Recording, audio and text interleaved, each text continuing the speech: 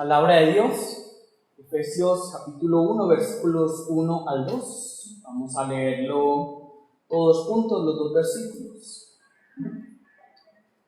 Pablo, apóstol de Jesucristo, por la voluntad de Dios, a los santos y fieles en Cristo Jesús que están en Él. Gracia y paz a vosotros de Dios, nuestro Padre, y del Señor Jesucristo. Amén. Vamos a orar. Padre Santo y Todopoderoso, Padre Dios, hoy nos presentamos ante tu presencia con un corazón agradecido porque eres tú quien nos permite escuchar tu palabra y darnos la oportunidad a todos de hacerla bien. Padre Dios, todos aquí tenemos la oportunidad de escuchar, de oír esta palabra y hacerla. O escuchar o oír esta palabra y no hacerla. Haz que seamos sabios para construir nuestra casa sobre la roca sólida, escuchando, oyendo tu palabra y haciéndola bien. Padre Dios, pedimos que esta palabra haga mella, cale en cada uno de nuestros corazones y podamos entender que realmente todo está bajo tu soberanía. Ayúdanos durante toda esta serie, todos estos días que vamos a estar estudiando el libro de Efesios, para que realmente todo lo que hagamos sea en Cristo.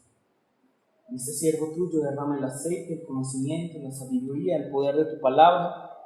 Haz que ninguno de aquí piense que esta palabra es para otro, sino que todos entendamos que esta palabra es para cada uno de nosotros. Oramos en el nombre de Jesús.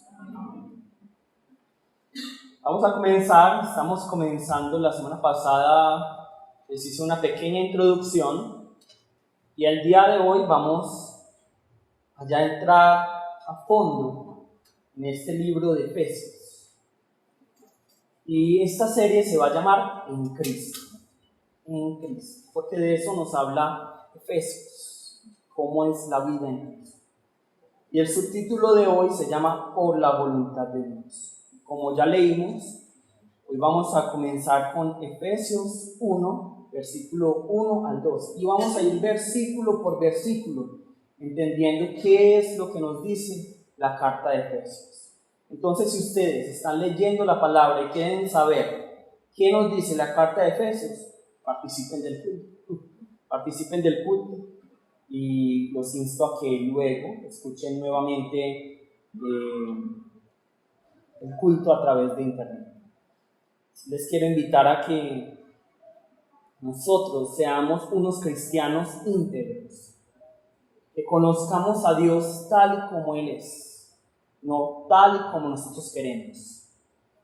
Porque muchas veces nosotros queremos pintarnos a un Dios que es demasiado amor y que todo lo perdona y que todo está bien para Él, una alcahueta.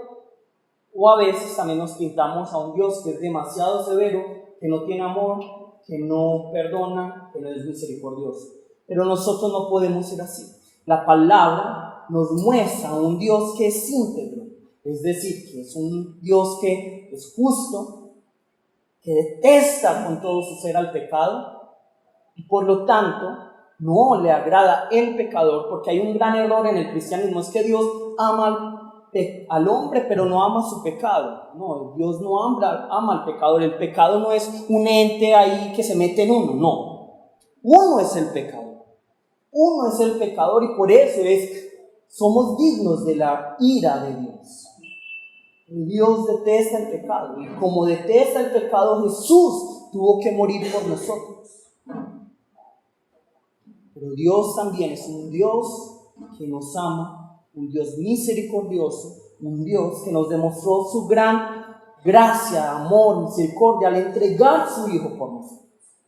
Entonces, empecemos a quitarnos esos paradigmas, esas imágenes que tenemos de Dios como un Dios que todo está bien, alcahueta, que te ama tal y como eres, pero también tenemos que quitarnos esa idea de que Dios es un Dios que en todo momento tiene una lupa o tiene un reloj para ver cuando llegamos tarde al culto. No, tenemos que ver un Dios íntegro, que es justo, que detesta el pecado, que no nos ama tal y como somos porque nosotros somos pecadores.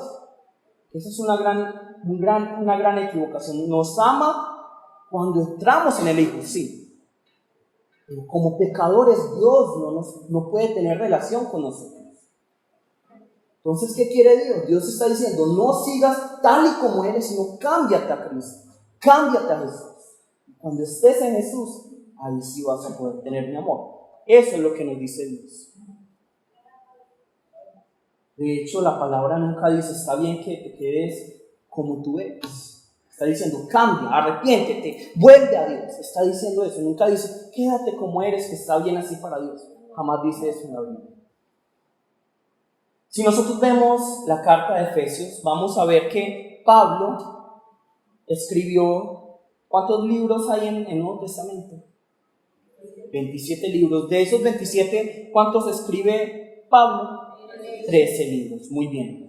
Y el tema preferido de Pablo son dos cosas: la salvación y la iglesia, el cuerpo de Cristo. El tema preferido y de los temas que él habla constantemente son la salvación y la iglesia. Y cuando nosotros nos preguntamos, bueno, ¿y cuáles son los libros principales que nos hablan acerca de la salvación, que nos hablan acerca de la iglesia, del cuerpo de Cristo? Son el libro de Romanos y el libro de Efesios.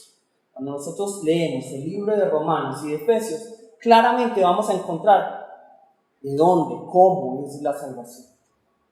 Y también cómo debe obrar la iglesia. Y también lo vamos a encontrar así en el libro de Efesios. Por eso, nosotros no podemos leer el libro de Romanos y tener la idea de que eso lo es todo. Pero tampoco podemos leer solo el libro de Efesios y pensar que eso lo es todo. No, tenemos que leerlo en conjunto.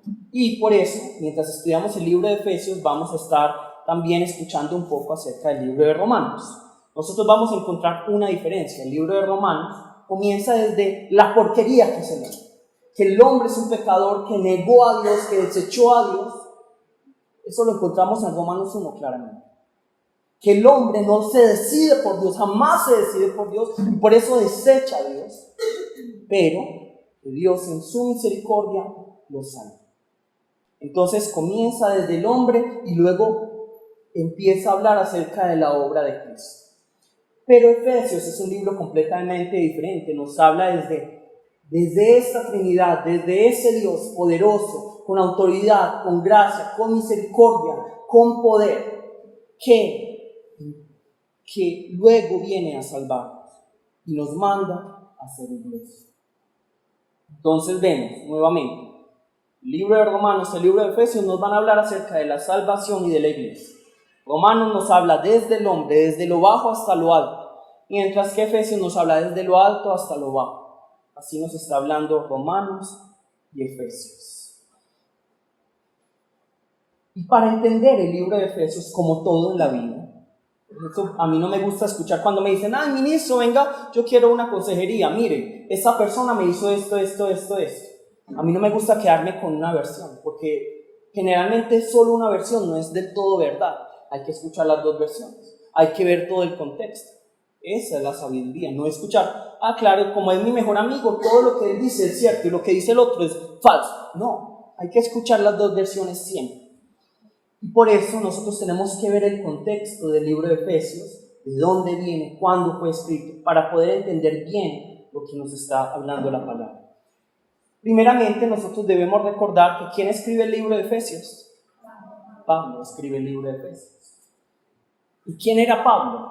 Sabemos que Pablo era un gran hombre, era un hombre que tenía un gran celo por Dios. Y que antes de Pablo, ¿cómo se llamaba? Saulo. Se llamaba Saulo. Y este Saulo, por ese celo que tenía para Dios, persigue a la iglesia, persigue a los cristianos, porque para él es ilógico que algunos judíos estén convirtiendo al cristianismo y estén de esta manera manchando el nombre de Dios. Por eso es que él va y los persigue. Y en su camino a Damasco, cerca ya de Damasco, ¿con quién se encuentra? Con el Señor Jesús. Y eso lo vamos a encontrar en el libro de Hechos. Luego, ¿para dónde va? ¿Quién se acuerda de cuándo? ¿Para dónde va cuando se encuentra con Jesús? Va. Pero luego, ¿para dónde va? Ya digamos que recupera la vista. Antes de ir donde los apóstoles, él dice incluso que yo no fui primero donde los apóstoles. Él va para Arabia durante más o menos unos 3 años y allí estudia la palabra. Esto nos está diciendo que incluso Pablo estudió la palabra y que nosotros no podemos contentarnos con no estudiar la palabra. Incluso Pablo tuvo que estudiar la palabra. Luego, vemos que pasan estos 3 años y es enviado por la iglesia, digamos, de Jerusalén a, ¿dónde? A la iglesia de Antioquía. A la iglesia de Antioquía, no Antioquia, sino de Antioquía. ¿Y con quién va? Con Bernabé.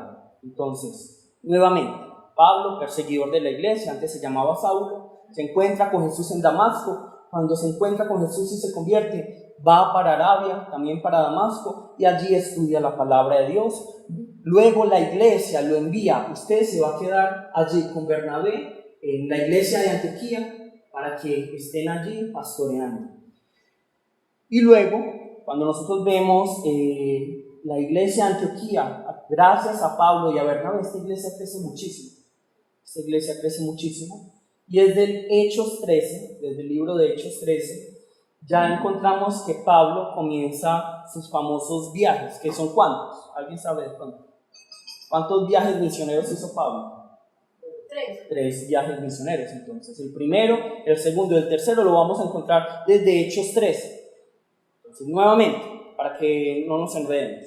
Pablo perseguía a la iglesia, se encuentra con Jesús en camino a Damasco, luego va para Arabia para estudiar la palabra, más o menos 3 años. Luego vemos que él es enviado a la iglesia de Antioquía para enseñar, para allí estar con esa iglesia y pastorearla, estando acompañado por Bernabé. Y luego nosotros vamos a ver que durante 10 años él va a estar realizando estas 3 misiones, estos 3 viajes misioneros. La primera, la segunda y la tercera, el tercer viaje misionero. Y posteriormente, cuando ya termina, luego de 10 años, estos 3 viajes misioneros, él decide ir para Jerusalén para reportar todo lo que estaba ocurriendo.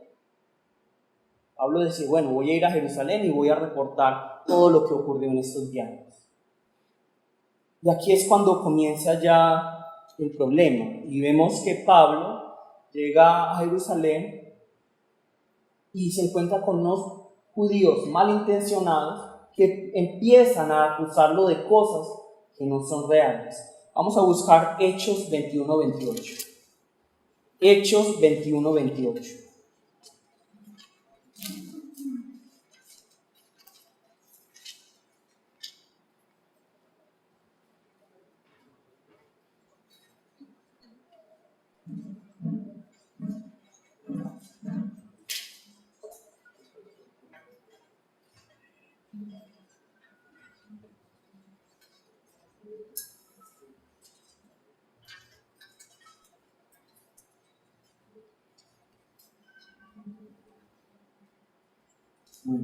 Entonces aquí nos dice por qué los judíos estaban bravos. Dando voces, varones israelitas, ayudad. Este es el hombre. ¿Quién es el hombre? Pablo, que por todas partes enseña a todos contra el pueblo la ley y este lugar. Y además de esto, ha metido a griegos en el templo y ha profanado este santo lugar. Para que entendamos este versículo, les voy a mostrar cómo era el templo de Herodes. Recordemos que primero estaba el tabernáculo, luego el templo de David y luego ¿qué? El templo de Herodes. Es decir, que se va como ampliando. Vamos a apagar la luz, por favor.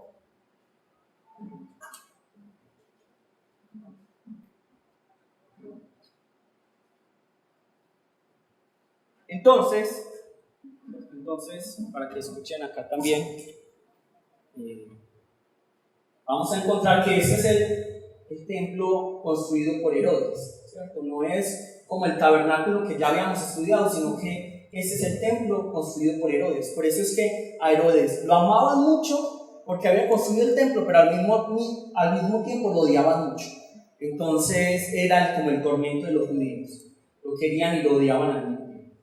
Nosotros vamos a encontrar que aquí hay 4 patios, o 4, digamos, cortes o lugares.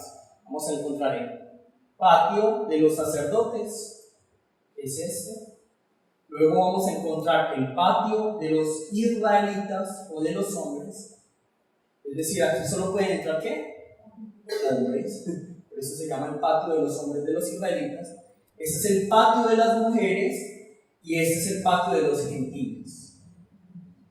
Este es el patio de los gentiles.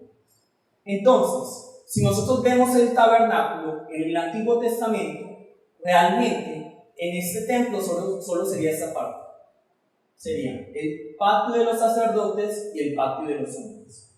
Luego se hace esta extensión que es el patio de las mujeres. Obviamente las mujeres no pueden entrar en el patio de los hombres, pero los hombres sí pueden entrar en el patio de las mujeres. Los hombres aquí no se pueden sentar, aquí sí se pueden sentar hombres y mujeres. Nuevamente, ¿cómo se llama este patio? Patio de los sacerdotes. Este de los hombres o israelitas y este patio de las mujeres. El tabernáculo que era antes, patio de los sacerdotes y de los hombres. Luego se extiende y es el patio de las mujeres. Esto es el templo para los judíos. Pero aquí vemos esta pared. Esta pared que tiene de altura. ¿Cuánto creen ustedes que mide esa pared de altura? Muy pequeño, 1.3, 1.5 aproximadamente.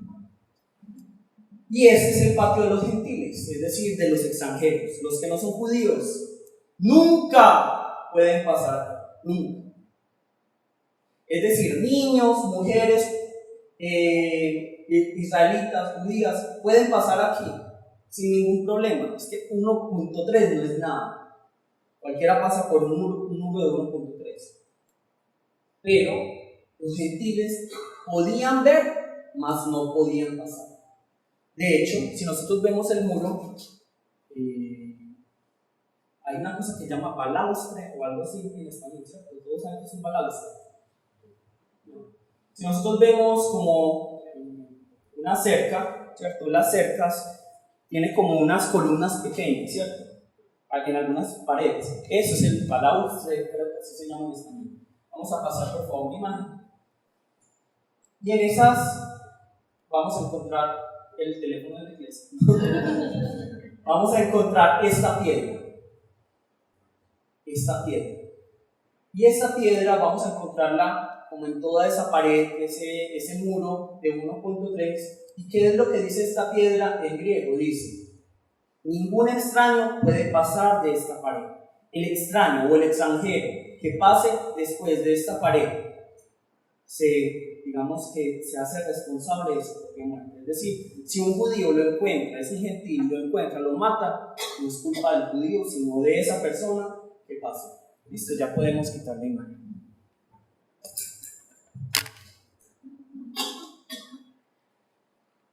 ¿Por qué hablar de esto? Primero, porque nos permite entender qué es lo que está pasando aquí, en Hechos 21-28.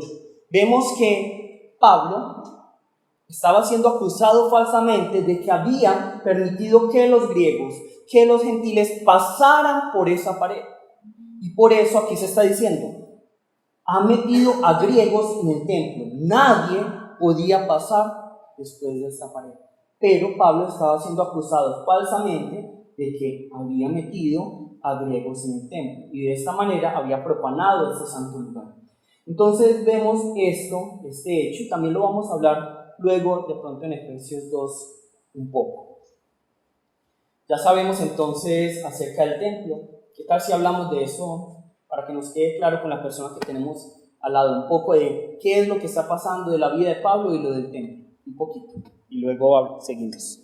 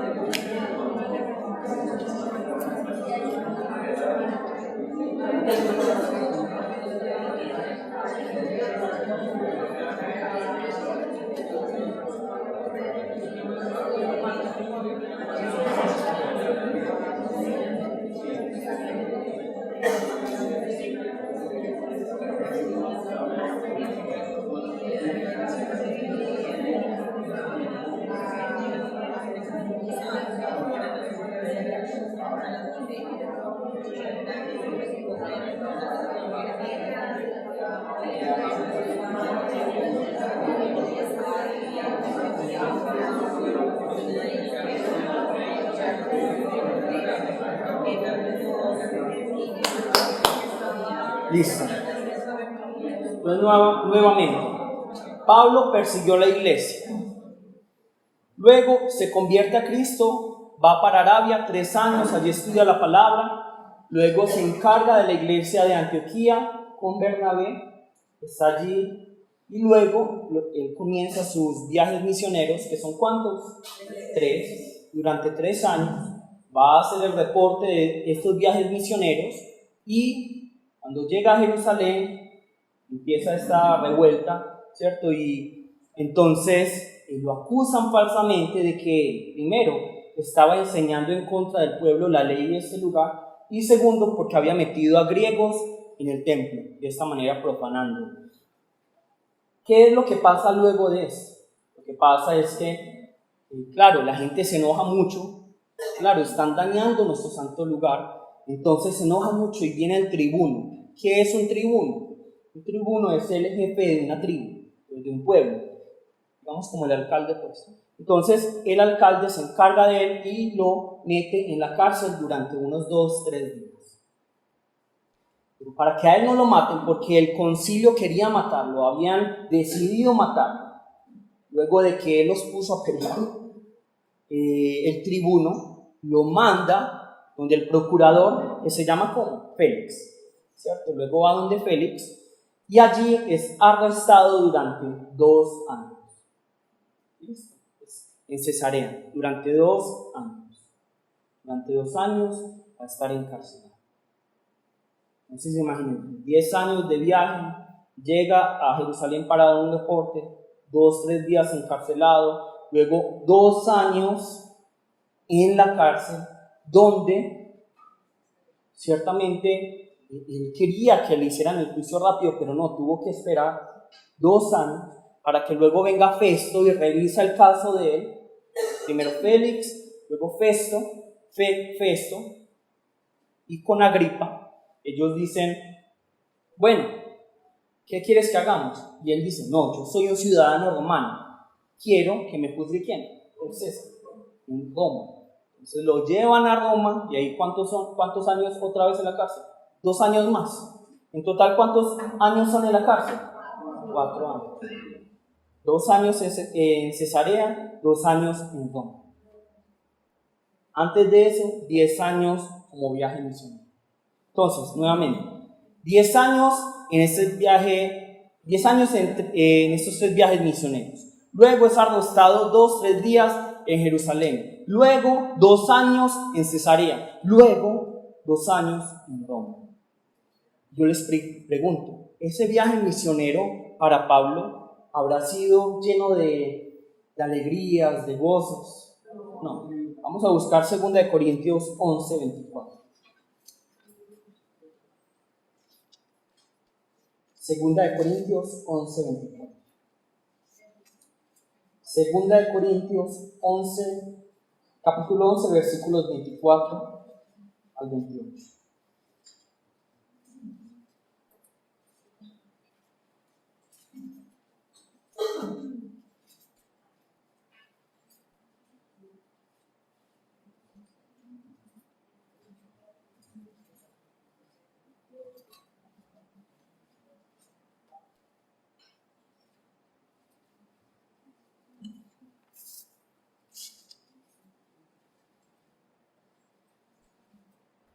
¿Qué nos dice aquí?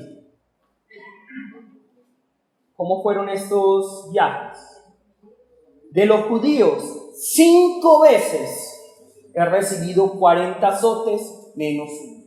¿Por qué 40 azotes menos 1? Porque se pensaba que con el 40 moría. Entonces solo se daba 39 azotes.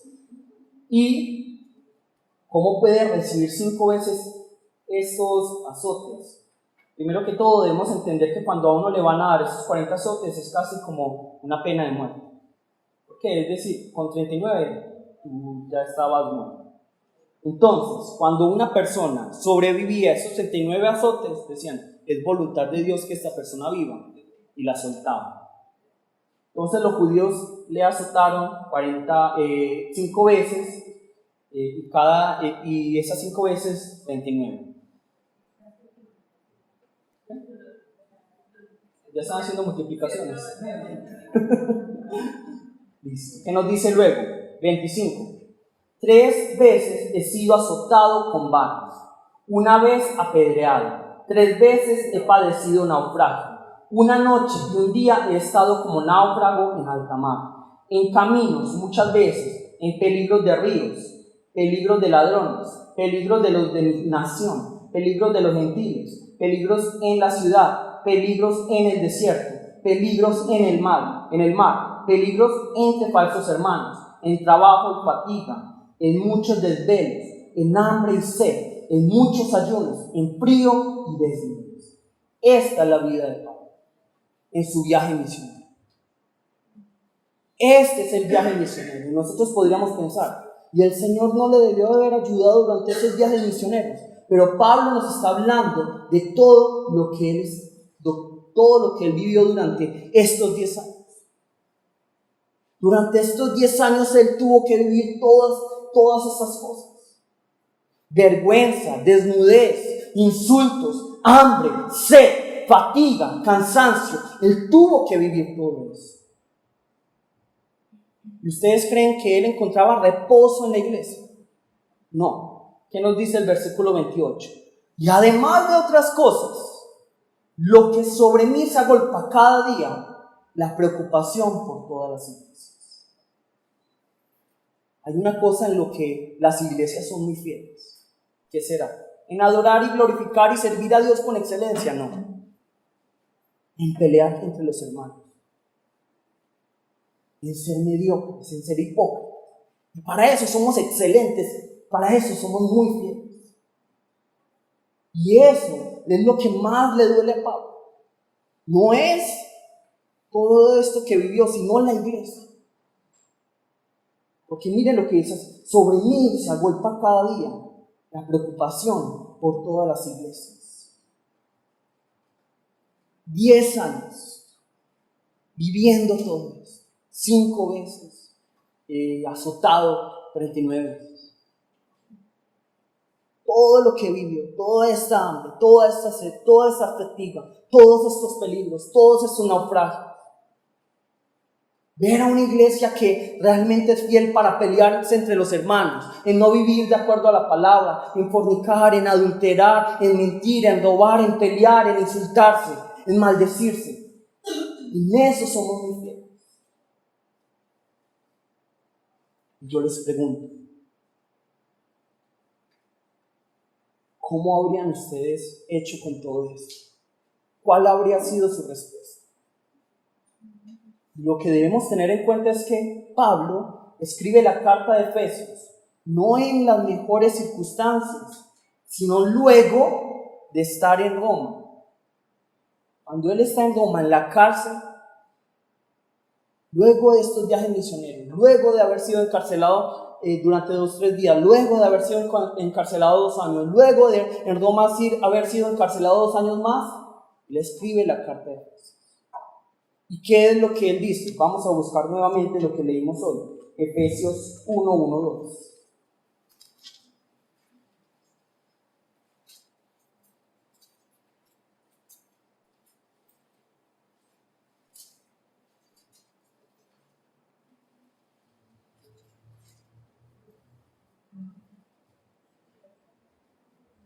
¿Qué nos dice aquí la palabra? Pablo, apóstol de Jesucristo por la voluntad de Dios, a los santos y fieles en Cristo Jesús que están en Éfeso. Gracia y paz a vosotros, de Dios, nuestro Padre y del Señor Jesucristo. ¿Cómo habríamos comenzado nosotros la carta? Si hubiéramos vivido todo eso, hubiéramos escrito: Pablo, el que acaba de renunciar. Pablo, el que ya se cansó de ustedes. Pero Pablo es diferente. Pablo, todo lo comienza a través de la voluntad de Dios. Para él, no es primero sus necesidades, sus sueños, sus necesidades, lo que él quiere, sus anhelos. Para él es primero la voluntad de Dios. Para él es primero Dios. Y nosotros lo vamos a ver así. Se los voy a leer yo para que podamos agilizarlo. Romanos 1:1, que nos dice: Pablo, siervo de Jesucristo, llamado a ser apóstol, apartado para el evangelio de Dios. Primera de Corintios 1:1, Pablo, llamado a ser apóstol de Jesucristo por la voluntad de Dios, y el hermano Sóstenes.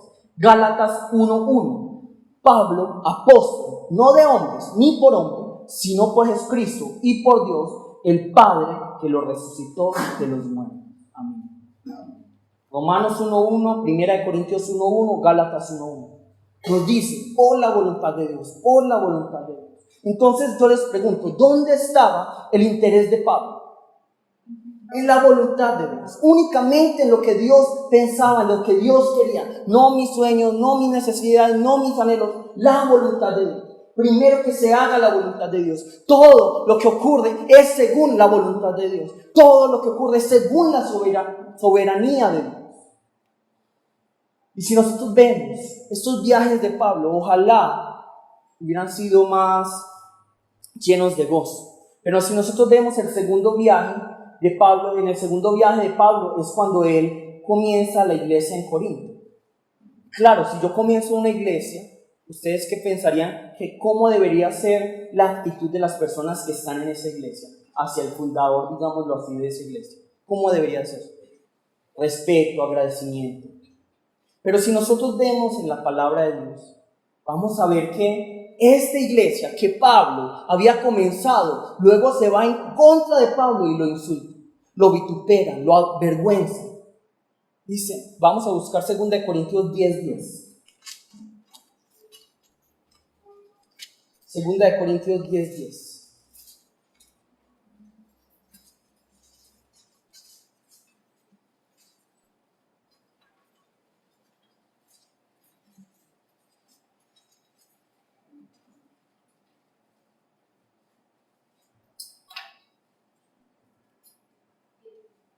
Miren lo que nos dice aquí, 2 Corintios 10:10. Porque a la verdad dicen, las cartas son duras y fuertes, mas la presencia corporal débil y la palabra menospreciada. Imagínense, la iglesia que él había comenzado, le había dado la espalda y ya, eran los primeros que le insultaban, los primeros que menospreciaban sus palabras. Miren lo que está diciendo aquí. Es que él es mucho, como dicen aquí, mucho tilín, nada de paletas. Sí, es que las cartas de él son muy duras y fuertes, pero cuando vienen no es nadie, es un débil ahí. Podemos despreciar sus palabras, pero podemos menospreciarlo, él no es nadie. La iglesia que él había comenzado, ¿qué habríamos hecho nosotros? Nosotros ya no volveríamos a esta iglesia. Nosotros diríamos, Señor, castiga a esta iglesia. Señor, mándales una maldición. Señor, qué tan necios, qué tan tercos, Señor. Hasta que ellos no me pidan perdón, yo no voy a volver. Hasta que ellos no se postren delante de mí, yo no voy a volver. Hasta que ellos no me muestren arrepentimiento, yo no voy a volver. Eso es lo que haríamos nosotros. Pero ¿qué nos dice? Vamos a buscar 2 Corintios 2. 2 Corintios 2, 5:11.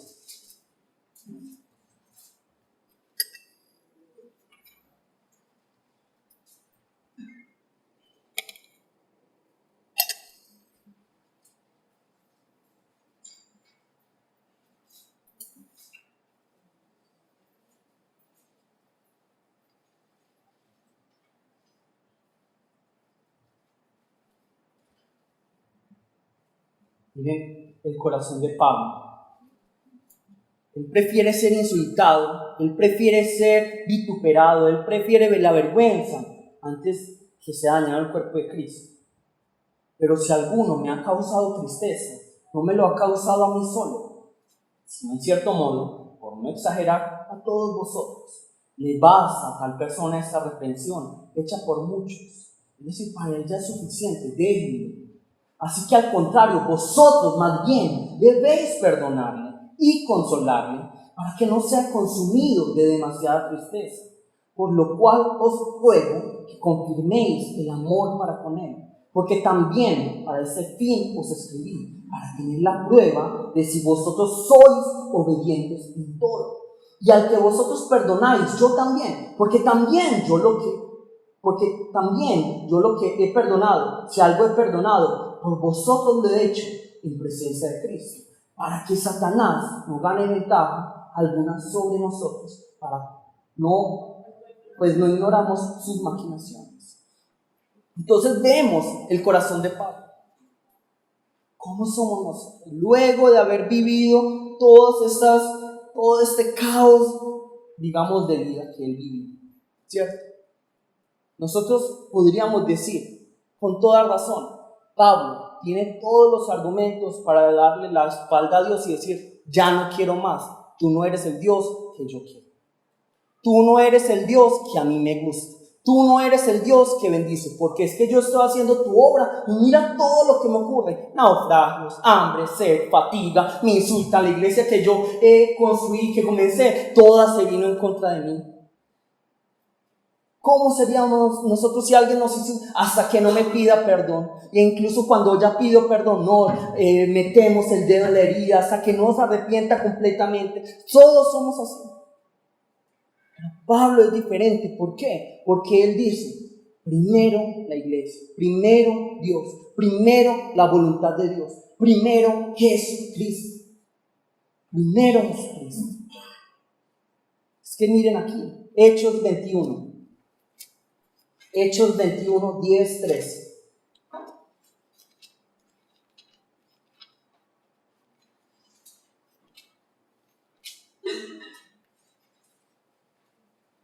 Hechos 21, 10, 13.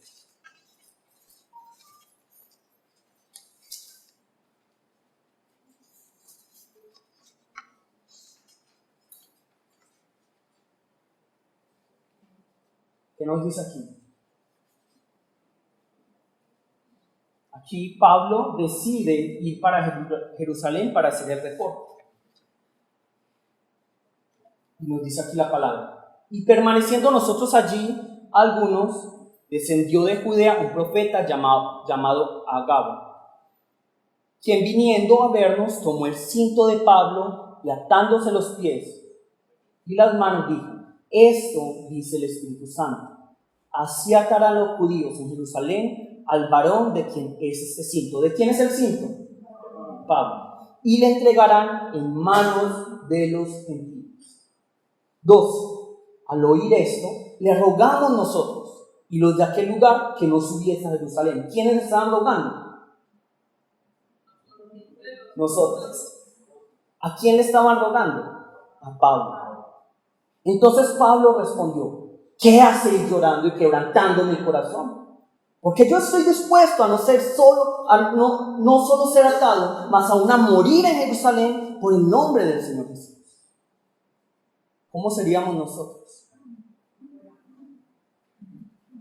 Esto dice el Espíritu Santo, así atarán los judíos en Jerusalén al varón de quien es este cinto y le entregarán en manos de los gentiles. ¡Fuera de mí, Satanás! ¡Fuera de mí, Satanás! Eso no es de Dios. Dios, ¿por qué va a querer que a mí me aten y que no me suelten? ¿Y por qué va a querer mi muerte? Eso no es de Dios. Eso es lo que nosotros diríamos. No, con mi sabiduría. No, yo más bien no voy a ir a eso. Yo más bien voy a escuchar a estas personas, porque estas personas están diciéndome la voluntad de Dios. Pero aquí está diciendo Pablo, ¿qué haces llorando y quebrantándome el corazón? Porque yo estoy dispuesto a no ser solo atado más, aún a morir en Jerusalén por el nombre del Señor Jesús. Y hoy le damos mucha prioridad a que hay que hacerlo todo con sabiduría. Es que hay que ser muy sabio. No. Si el Espíritu Santo dice, no, es que tienes que ir a morir allá, ¿qué hay que hacer? Ir y morir. Pero es que yo puedo de pronto evangelizar más personas. No, es que Dios dice, vas a morir. Aquí no cabe la sabiduría de los hombres. ¿Ustedes creen que Pablo no tenía otra opción? ¿Ustedes creen que Pablo no tenía la opción de escoger la comodidad? Claro que sí. ¿Ustedes creen que Pablo aquí, por ser apóstol de Cristo, es el que tiene que morir como por todos nosotros para darnos un ejemplo y nosotros no tenemos que hacer nada? No. Aquí la palabra nos está retando a que nosotros también vivamos de esa manera, teniendo siempre como prioridad ¿a quién? A Dios, no mis sueños. ¿Cómo es hoy en día? Primero son mis sueños, primero mis necesidades, primero mis anhelos, primero mi hambre, primero mi sed, primero mi familia. ¿Pero qué nos dice aquí Pablo en Efesios 1:1-2? Primero, por la voluntad de Dios. Primero es la voluntad de Dios. Todo es la voluntad de Dios. La respuesta que a él le sale, ¿por qué pasó eso? Por la voluntad de Dios. Primero es la voluntad de Dios. Es lo que dice Pablo. ¿Dónde está nuestro corazón? Está primero en nosotros. Pero ¿dónde estaba el corazón de Pablo? Primero en Dios. Primero en Dios. Yo les pregunto, ¿cuántos de ustedes se preguntan primero, ¿dónde está el corazón de Dios? ¿Dónde está el interés de Dios? ¿Dónde están los ojos de Dios? ¿Dónde están? ¿Son ustedes capaces de dejarlo todo por Dios? Sus necesidades, sus sueños, sus anhelos, ¿son capaces de dejarlos? ¿Son capaces de dejar todo eso por Dios? Nosotros tenemos que recordar que la iglesia es el cuerpo ¿de quién? De Cristo. ¿Y quién es la cabeza del cuerpo de Cristo? Jesús, Cristo. Por lo tanto, en la iglesia todos nos deberíamos callar. El pensamiento del hombre no tiene cabida en la iglesia. La filosofía del hombre no tiene cabida en la iglesia. Pero muchos son, yo ofrendo tanta plata en la iglesia.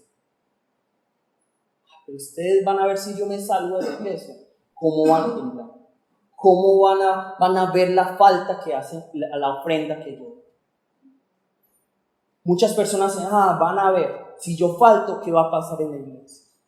Muchas personas también, es que, ministro, usted no sabe todo lo que yo he sufrido. Ministro, usted no sabe todo lo que yo realmente, todas mis necesidades. En la iglesia nos tenemos que callar. En la iglesia no es de ricos ni de pobres, no debe haber nuestra voz, sino únicamente ¿qué? La voz del Señor, la palabra de Dios. Es lo primero y lo único que debe de haber. No deben haber excusas. No debe haber excusas. Solo la voluntad de Dios. Primero Dios. Dios quiere. ¿Dónde está el interés de Dios? ¿Cuál es el anhelo de Dios? Mi primera palabra siempre es decir la voluntad de Dios. Lo que yo anhelo debe ser la voluntad de Dios. ¿Por qué? Porque solo en Jesús tenemos esperanza. Solo en Jesús tenemos vida. Solo en Jesús. Ciertamente nuestro orgullo, y yo sí quisiera, nuestro orgullo no sea en cómo cantamos o cómo estudiamos, sino que nuestro orgullo sea únicamente que Cristo es el dueño de esta iglesia. Que Jesús es quien reina en esta iglesia. Que Jesús es quien reina. Pablo vivió todas estas cosas. Nosotros no hemos vivido nada de esto. ¿Quiénes de ustedes han sido azotados 39 veces? Levanten la mano.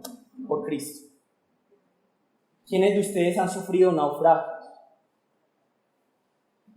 No tenemos excusa ninguno para decir, no voy a servir primero a Dios.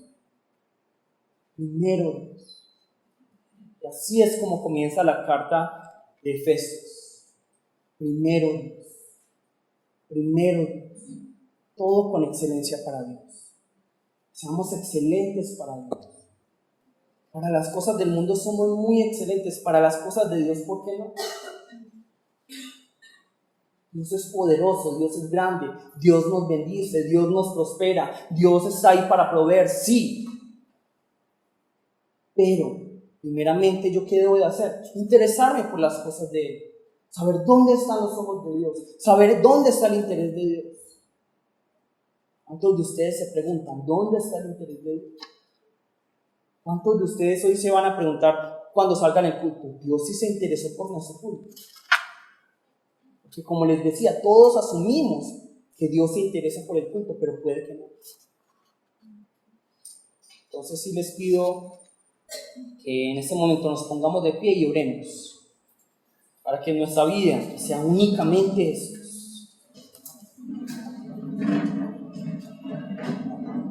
Primero Dios, primero Jesús.